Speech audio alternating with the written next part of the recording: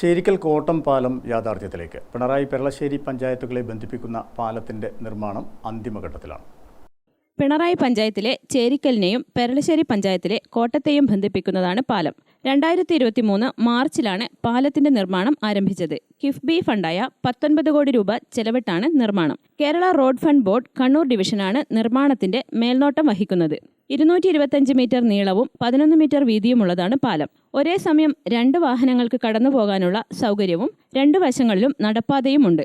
പാലത്തിന്റെ നിർമ്മാണം ഏതാണ്ട് പൂർത്തിയായി കഴിഞ്ഞു. ഒരു സ്ലാബിന്റെ നിർമ്മാണവും മറ്റു ചില അന്തിമഘട്ട പ്രവൃത്തികളുമാണ് പുരോഗമിക്കുന്നത്. 2 ഭാഗത്തും അപ്രോച്ച് റോഡും നിർമ്മിച്ചു കഴിഞ്ഞു. 18 മാസമായിരുന്നു പാലം നിർമ്മാണത്തിന്റെ കരാർ കാലാവധി. പല കാരണങ്ങളാൽ ഈ സമയത്തിനകം നിർമ്മാണം പൂർത്തിയാക്കാനാവാതെ വന്നതോടെ കരാർ കാലാവധി നീട്ടി നൽകിയിരുന്നു.